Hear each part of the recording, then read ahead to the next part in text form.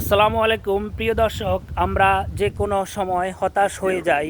আর আমরা যদি হতাশ না হয়ে ধৈর্য ধারণ করে থাকতে পারি, তাহলে মহান আল্লাহ তাআলা আমাদেরকে সফলতার দ্বার প্রান্তে পৌঁছে দিবেন। আর আপনি ধৈর্যহারা হয়ে গেলে আপনি নিজেই ধ্বংস হয়ে যাবেন। তাই আপনাকে আমি বলবো, আপনার যতই কঠিন পরিস্থিতি হোক না কেন, আপনাকে মহান আল্লাহ তাআলার উপর ভরসা করেই থাকতে হবে। আর আপনি যখন মহান আল্লাহ তাআলার উপর ভরসা করেই থাকবেন, তখনই আপনার জীবনে মহান আল্লাহ তাআলা সফলতা এনে দিবেন। আর আপনি যদি মহান আল্লাহ তাআলার উপর আস্থা হারিয়ে ফেলেন, তাহলে আপনার জীবন হবে দুঃসময় একটা জীবন, অর্থাৎ যে জীবনের করুণ পরিস্থিতির কোনো শেষ নেই। অর্থাৎ সাগরে যেমন জোয়ার ভাটা আছে, আপনার জীবনেও তেমন সুখ এবং দুঃখ আছে।